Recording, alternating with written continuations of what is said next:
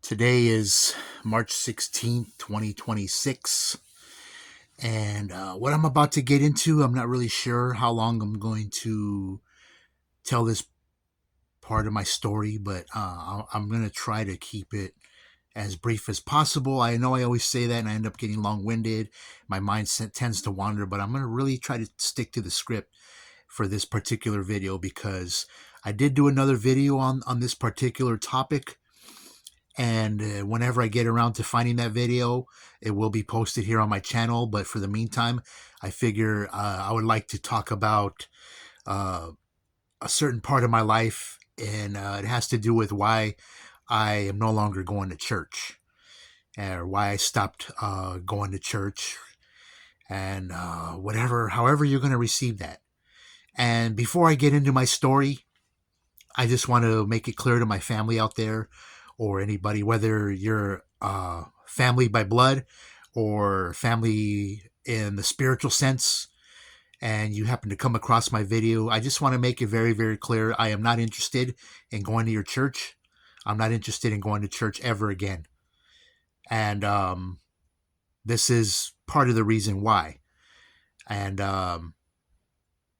regardless, if you're going to come at me and talk about, you're going to show me where in the Bible or where in Scripture it says that we were supposed to go to church.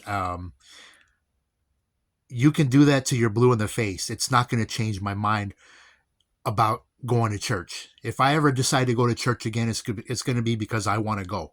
It's not going to be because you're trying to convince me where in the Bible it says I should be attending church. But this particular experience in my life, however much I'm going to reveal in this video, and I will say that I'm probably not going to be able to get around to sharing every detail about this experience because a lot of time has passed, and I really don't like looking at the past, not because it hurts, but because I really feel like I'm in a better place now, and I'm working towards being a better version of myself every day. And for me to continue to dwell in the past on past experiences I've gone through, I guess the only reason I would look back at experiences that have gone on in my life, past experiences, is to see how far I've come. And this particular experience, I'm going to go ahead and get into sharing this story. This goes back to 2010. This was probably, I'm going to start it was probably like the end of summertime 2010. So we're looking at probably about July, August of 2010. During this time, I was separated from my ex-wife. We were still married. We were going through a divorce. There was no way that there was going to be any chance of reconciliation between her and I. And so that's what was going on in my life. Going from, I'm going to be really brief about this, going from being a single man who just pretty much came and go as I pleased until I got with my son's mom, and we ended up getting married, and being thrown into that environment was a shock to me because anybody that's been single knows that the single person mentality, whether you're a single man or single woman, your mentality is a lot different than somebody that is already family oriented. Not to say I wasn't, but I was single. I wasn't in a relationship with anybody until this happened, when I got with, my son's mom. And we got married. And the reason I chose to marry her is because I got her pregnant. And at that time, my mindset was, well, I'm not going to bring a child into this world out of wedlock. That was the only reason at that time. That was my reasoning for marrying this woman. And looking back now, not really. I mean, everything happening so fast.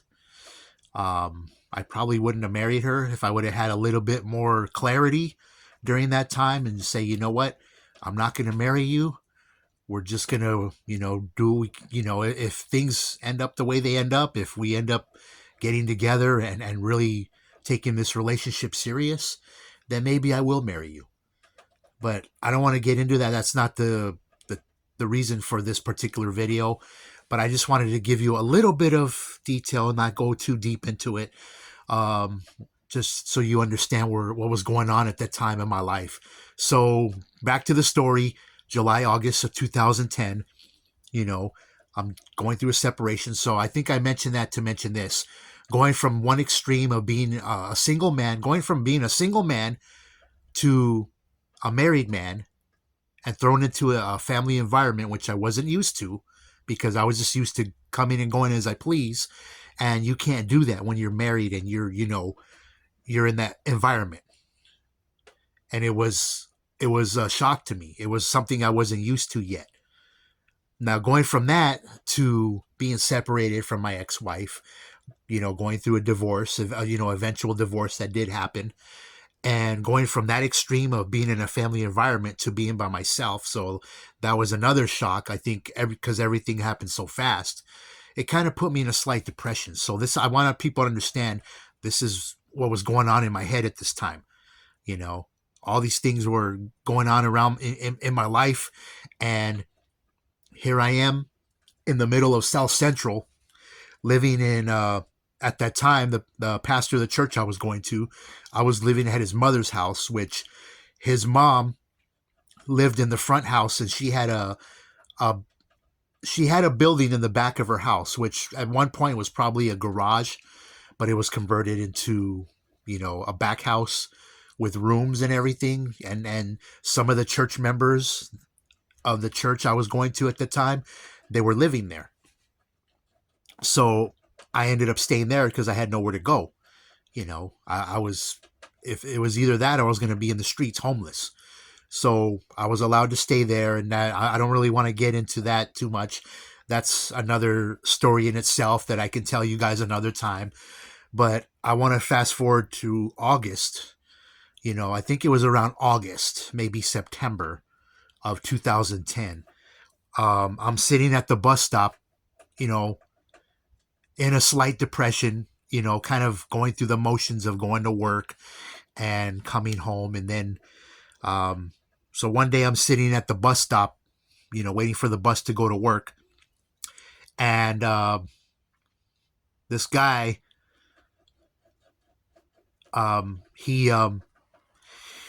I'm sitting at the bus stop waiting for the bus, right? And this guy pulls into the parking lot. The bus stop's in front of a parking lot of a little shopping center. There's a couple of shops there. He pulls into the parking lot. He's in a black Range Rover. He's honking, right? And I don't everybody turns around and to see who this guy's honking at, and he points at me. He's, he tells me to go there. And according to him, and he pulls up in this black Range Rover, according to him, he's got these nice rims on his vehicle, yada, yada, yada. This guy's flashy from head to toe and whatever. According to him, he's wearing I don't remember he had these diamond, earrings in his ear, 2 on each ear. I didn't know who the guy was. I'd never seen him a day in my life. I didn't know him from my next door neighbor or for Adam at that time. Starts talking to me, starts, running that gift of gab to me and blah, blah, blah, talking about he's this rap star or whatever, this, who does, Christian rap or whatever. He's a minister, blah, blah, blah. Starts telling me his spiel. And at that time, I'm sitting there listening to this guy. I was like, listen, I got to go to work, and I was just I was kind of intrigued, but at the same time, I'm just I really wasn't impressed. That was my first, impression of the guy. I wasn't really impressed, but, he's telling me, go on Facebook, or I forget what he was saying. Go on, at that, 2010, MySpace might have still been popular at the time. He might have told me to go to his MySpace page and check out his, Facebook. I don't remember if Facebook was around at that time. He's telling me to go check these websites out, go check out his pages, and then, we'd be in touch or whatever. I don't remember if I gave him my number, I got his number. I don't remember how that worked or how that played out. But anyway, I checked it out and I was just like, he's, you know, so long story short, I'm having this phone call with him and I'm just like, hey man, I don't really know you. We're talking on this phone, but I don't really know you like that. Like and I was just like, well, what did you think of what you saw online? What did you think of my MySpace page or Facebook or whatever it was at the time? And I was just like, whatever about it. I wasn't really like, like, wow, like, who is this guy? Like, I wasn't like, I've never really been a starstruck person. I could be around celebrities and I treat them like normal human beings. I've never been really starstruck, and if I have it, it's not to the extreme like some of these other people. I'm not that way. I'm not that way. I could be around people that have that are in that bracket, so to speak. And I'm not going to be like, all up in their grill, like groupie type, energy. You know what I mean? So I guess what he was trying to get out of me is like, he was trying to make it like trying to, I don't know what he was trying to do. I think he was really trying to get me to act impressed. And I really wasn't. I was like, well, he's got pictures with Suge Knight and all these other celebrities and blah, blah, blah. I'm like, I don't remember what my reaction was when I was telling him over the phone, but I'm just like, so it turns out like probably a month after I meet this guy, I end up moving in with this guy. And for those of you out there, like in, Christian hip hop world, holy hip hop, I'm just going to put his name out there because it's been so many years since this experience happened that it doesn't even bother me anymore. But that encounter I had with him, the first encounter I had with him was a guy who's named King Sean in the holy hip hop world, who was telling me his story and how he came up through Victory Outreach, whatever, yada yada yada. And so I'm putting his name out there because some of you might watch this video and be like, who's this guy talking about? The holy hip hop world knows him as King Sean. When I met him, he was in the process of, so according to him, he was going to be dropping a new album under a new name called Big King. So those of you who probably know the name King Sean and whatever, I don't remember the name of his crew and whatever. And he was claiming that he was like the third top selling holy hip hop artist of all time behind Gospel Gangsters and T-Bone. So the thing about it, when I look back at it now, I'm just like, here's this guy who claims he was the third, top selling artist behind Gospel Gangsters and T-Bone.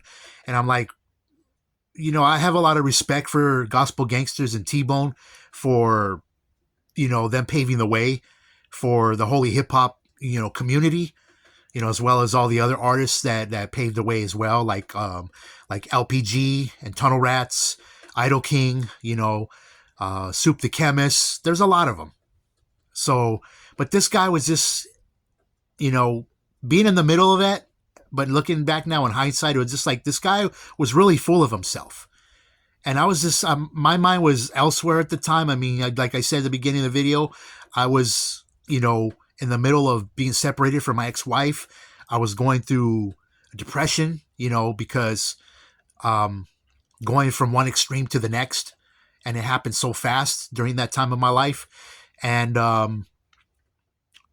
it was just like I was dealing with a little bit of depression, not to the point where I wanted to take my life, but enough to where I was probably just, zoning out a lot of the times. It's like trying to figure out like, what the hell's going on in my life? What the hell's going on in my life? I'm in the middle of a divorce, and now I got this element in my life where I ended up moving in with this guy. He had what he called the men's home in the middle of Watts. And, he had this other young kid that was living with him, which in all honesty was pretty much his little bitch, his little slave. Only, moved whenever he was told to move, which I wasn't really catching on to. Maybe it was my naivete at the time and getting sucked into this guy's world. So yeah, like about September September, October of 2010. I ended up moving in with him. I moved out of the place I was living in, South Central. I ended up living with this guy in Watts, and this is where things took a turn for the worst. So I'm living in this guy's house, which um, was actually, I believe it was his grandma's house at one time, and he ended up buying, like, I guess his grandma had passed away. He ended up, owning the property somehow, some way. He probably, took over payments of the house after his grandma passed. So he turned that into a men's home, which it really wasn't a men's home. And I guess he was just following the same formula that Victory Outreach follows whenever it comes to that particular, if they want to call it ministry, which I call it complete BS, that these are supposed to rehabilitate men who are probably coming out of jail or coming out of that street life, in which I was neither one of that. I've never gang banged a day in my life, never been to prison, or, I never served not even a day of jail time in my life. So I don't have that kind of background when it comes to my life. But I guess we got to talking, and he found out that I rapped, and I just, all my life I've been more influenced by the East Coast sound of hip hop more than West Coast. I'm not dogging West Coast hip hop, but it was never my thing. The sound, it had a different sound than what I was used to hearing, or what I was inspired by, or influenced by, or what I was magnetized by, versus the West Coast, the Dr. Dre's, the Snoop Dogg's. I mean, don't get me wrong. When I was younger, I mean, I did listen to NWA, but when I started hearing all this East Coast stuff growing up, in junior high and high school, I think I really liked the sound and just the vibe that the East Coast had versus the West Coast. Don't get me wrong. The Chronic is a classic album, but it's just living in the West. I think that people that don't live out here in California, people that live in other states, they just have this idea in their head that, well, if you live in California, then you must like Dr. Dre and Tupac and Snoop and Warren G and the Twins and all these West Coast artists that came from Death Row, that came from Ruthless Records. Or if you were from the Bay Area, it's all about Too Short or E40, yada, yada, yada. And it's not like that. In the midst of all that,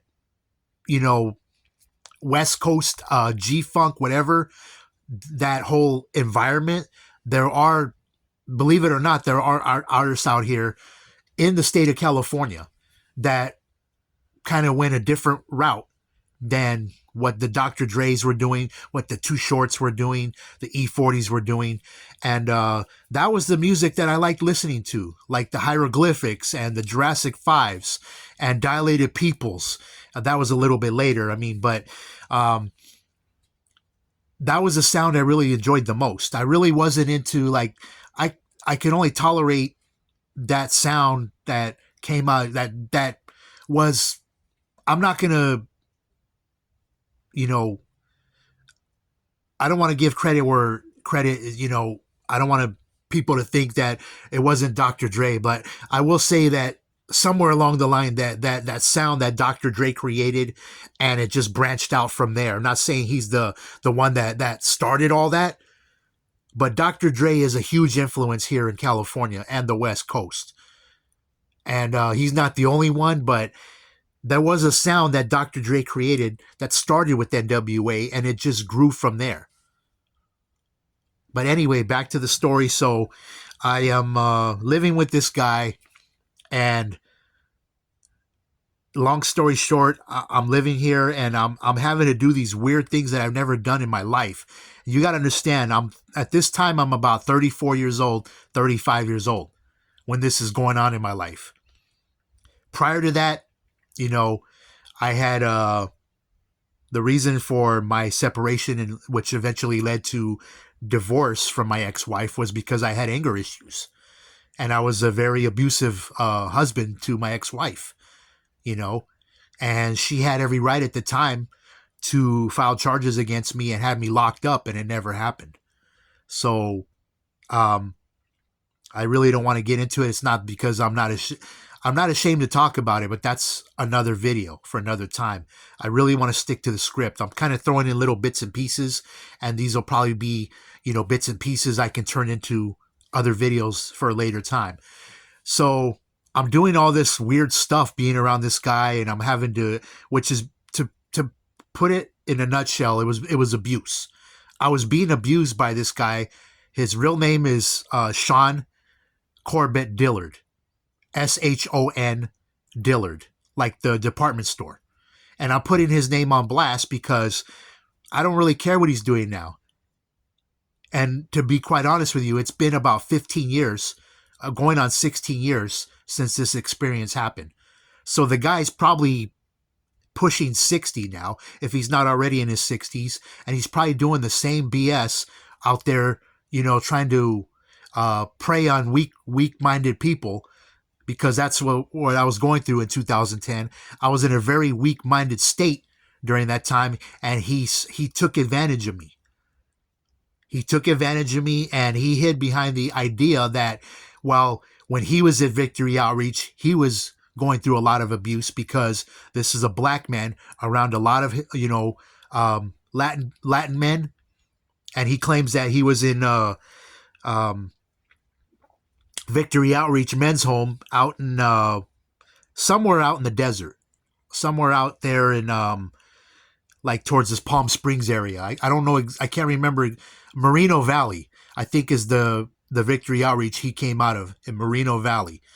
So, he was telling me a story. During this time, I just kept quiet. I kept quiet and listened and soaked everything in he was telling me. And that was pretty much a little tactic that I was using, unaware that I was doing it, and it pretty much, helped me, because during this time that I'm going through all this abuse, and he's telling me a story that he was at the Victory Outreach Men's Home in Moreno Valley, and every day he was being abused by all the Latin men there, all the whatever. I wasn't there. I'm just going by what he told me. And so according to him, he claims that he was a part of the Victory Outreach ministry, which is not a ministry in my opinion, because of the experience I'm sharing with you right now. It's more of an organization. And so while he's telling me a story, like, I'm having to do all these weird activities, and, I guess it's just, this is the Victory Outreach way of the way they handle things, and they handle manners within the men's home, which didn't make sense to me. It still doesn't make sense to me. I think Victory Outreach is a cult disguised as a ministry. And this, ladies and gentlemen, is why, not the entire reason, but it is a big reason of why I don't go to church anymore, because of this particular experience. And even though it's been 16 years since this experience, I tried going to church after that. I tried going to church, and it just, that experience, along with, just other experiences that I went through, and I was just starting to see the church for what it really was. I'm not saying all churches are bad, but I think the church as a whole operates in some churches operate in such a routine fashion that they wouldn't even know when the Holy Spirit comes through to take over a service, because they're so used to the routine, and the church leader, whoever it is, the pastor, whatever title they want to put in front of their name, doesn't matter to me. I'll tell you one thing, ladies and gentlemen, I've been in church services where I was, I felt the Holy Spirit moving. I know what the movement of the Holy Spirit feels like.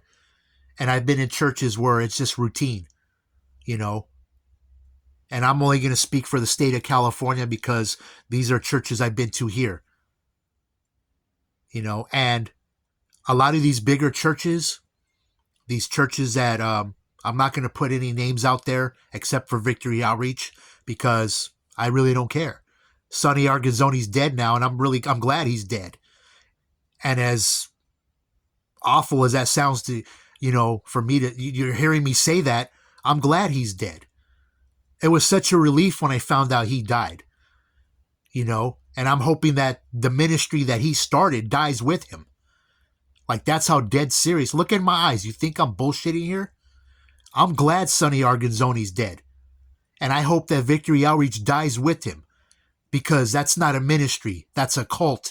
That's an organization hiding behind ministry. And the things that they were doing to me, I can't remember. Like I said, it's to get into all the details of what I went through in that short amount of time. I was only there in Watts from like September, October to the end of 2010. Almost the end of December. And the only reason that I was able to get out of that situation and out of that experience is because of my dad. And as I'll tell you one thing, if it wasn't for my dad, I really, I got to thank my dad 100-fold, 1,000,000-fold for stepping in, because he knew something was wrong. And I'll tell you one thing, if I had to compare, who's more street when it comes to this kind of lifestyle, was it this guy, Sean Dillard, aka King Sean, or my dad? My dad knew something was wrong, because I was acting different. I was acting funny. And my dad started investigating. According to him, my dad actually met with this guy and saw right through him the moment they had that meeting. My dad told me after he got me out of there, he told me everything.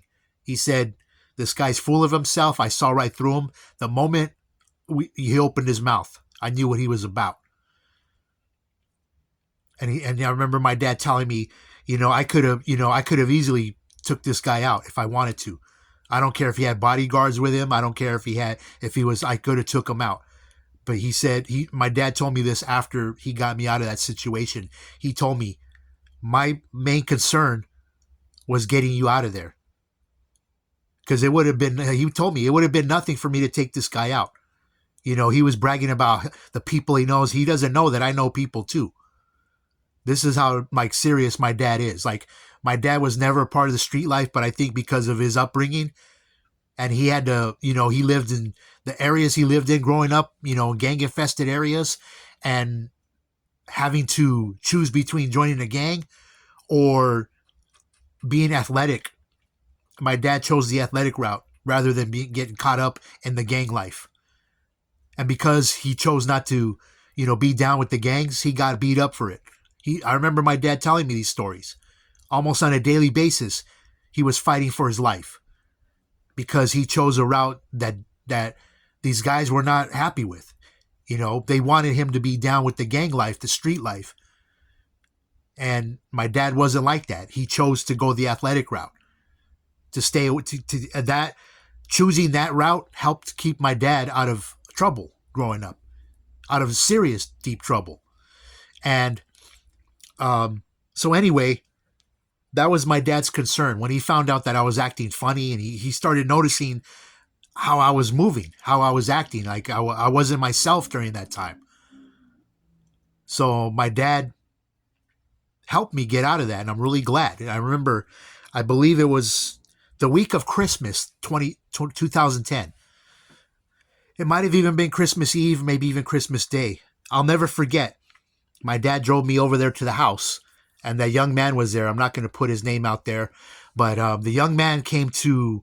I was standing on one side of the yard, and the kid came out, and my dad went up there and said, "I want you to get pretty much demanded this kid to go in the house and give me my stuff."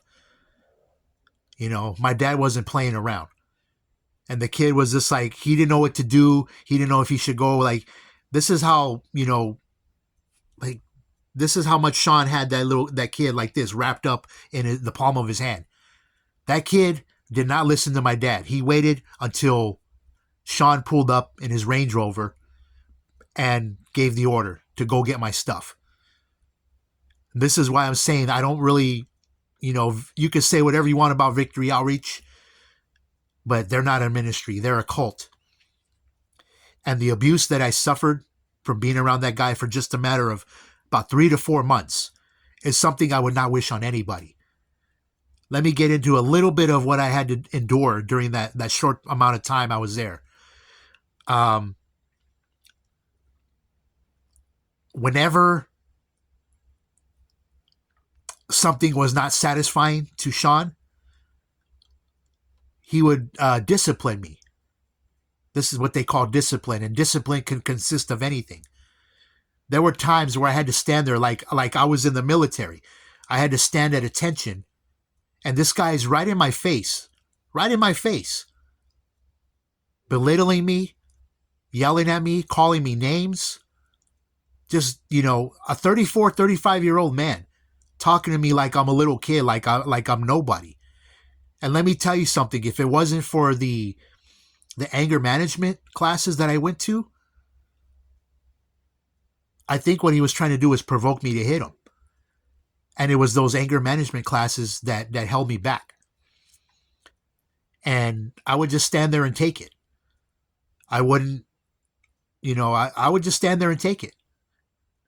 I think he was doing that to provoke me to fight him or to talk back to him. And I wouldn't. I just stood there with biting my tongue and taking it. I think what he was really trying to do is break me. And I'll tell you, he couldn't break me because of I just started, whenever I was in those situations with him, I would just think of those anger management classes I took. And that's what would be going on in my head at that. So I was like, I'm really glad I would just meditate on those anger management classes and everything I learned in those classes. And when I kind of zoned out whenever he was talking to me like that, in my face, talking to me, belittling me. I would just zone out and think about, man, this guy has no idea. He has no idea. If it wasn't for those anger management classes, I would be going off on him right now. And there's other instances if he wasn't happy with the answers I was given, or if he felt I did something wrong, the other type of discipline, and this is really, you really want to know why I feel the way I do about Victory Outreach, if he actually did come from that organization, and if this is the way Victory Outreach operates, fuck them. But there were other times where if he wasn't happy with something I did, or he felt like I needed discipline, he had me get a notebook, and he would have me stand in the backyard, the very backyard, as far as like wherever the fence was, which I don't know. I'm standing in the corner, right, with this notebook in the middle of winter, no jacket, shivering, and I would have to write sentences. He would give me sentences to write in this notebook. So here I am in the middle of this backyard, shivering, writing these sentences, and he says, while you're writing these sentences, I want you to pray out loud. This is the torture, this is the abuse that I was taking, that I was going through being around this guy. Standing in the corner of somebody's backyard, no light except for the street light, that was the only light I had to write these sentences. In the middle of winter, I'm freezing, I'm shivering while I'm writing these verses, and I have to pray out loud. I still have those notebooks to this day. If I showed you those notebooks, that's the only proof. I'm not pulling this story out of, I'm not pulling it out of my colon. That's not coming out of, like, this stuff really happened. I've had people say, well, why don't you just let that stuff go? No, I probably will let it go at some point, but that's the only proof I have. I'm not just like, I have receipts. What I'm telling you is the truth. And if anybody out there has escaped the same type of abuse I'm sharing with you in this video, escapes from Victory Outreach, I'd like to hear your story. I know the comments are off in this video, but there's other ways you can reach me. If you really, if this video is really encouraging you, or, that you wanted to talk about your particular story of abuse through Victory Outreach, but you just, weren't sure, I want to encourage you. Any other guy out there that's watching this video, this is what I've gone through. And I'm not even getting to all the details of what I went through. But these are just small examples of what I was going through. And when I finally, and I'm kind of jumping ahead here, but I want to wrap this up because this video is getting pretty long. When I finally got away from him with my dad's help, there was a couple years after that. It was about 2 or 3 years after that where I had so much anger and hate in my heart and in my head towards this guy and what he did to me. It was to the point where if I saw him again, I wanted to kill him. I wanted to end his life. Like, that's how serious it was. But, it's been 16 years now. I don't feel that way anymore. Those feelings have gone away. I just know that during that time where I had so much hatred in my head and in my heart towards this guy, I just, I was kind of on edge because every time I saw a Range Rover, I got paranoid. Like, is that one of it? Am I being watched? Am I still being followed by this guy? Like, just coming out of this experience and to know that I was only there for a couple months. It wasn't like I was around this guy. Like, he had me, on a ball and chain for years. But the short amount of time I was there, I can't even imagine, what that young guy has gone through. Like, like I said, that young guy, I don't know where he's at today, 16 years later. If he's still with this guy, I really hope that his eyes were open to the truth and he got away from that experience too in that situation. But having to live that way is not a fun way to live. To know what I had to go through in a period of 3 months, 3.5 months, whatever it was. And then afterwards, I'm just trying to get back, just trying to live my life again. Being paranoid every time I see, like, my heart would start racing every time I saw a Range Rover. Thinking, like, is that, am I being followed? Is this guy still tracking me? I don't feel that way anymore. Not like I did back then when it was still fresh. But that's not a way to live. And as I close up this video, hopefully, I just want to encourage anybody out there, if what me sharing my experience, not getting into full detail of what I went through, I think those of you who probably came up through Victory Outreach know what I've gone through, especially, like I said, I may not have the same background as you. Maybe you were in the streets, maybe you got locked up, and Victory Outreach was claiming that this was a rehabilitation, a chance to rehabilitate your life and get back into society. And then you probably didn't know any better, just as I did. Somebody that doesn't have that kind of background, somebody that doesn't have a prison record, who hasn't been out of prison, never been to prison once in my life, and I don't have that background where I was running the streets, running with the wrong people. I was just in a very, low vibrational state at that time. And this guy saw that and took advantage of me, took advantage of what I was going through and made it seem glamorous. He made the apple look shiny, only it turns out that apple was rotten.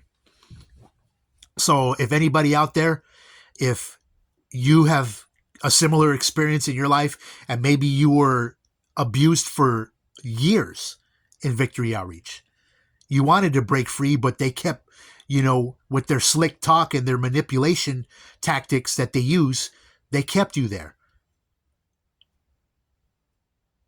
But you were still being abused. Doesn't matter if you did everything right. Like, it's not a way to live. What Victory Outreach, if they're still doing it in 2026, I really don't know. And I really don't care. Like I said a moment ago, I'm glad Sonny Argazzoni's dead. Supposedly he's the founder of Victory Outreach, and I hold him hopefully responsible for what Victory Outreach has become. Maybe it didn't start that way.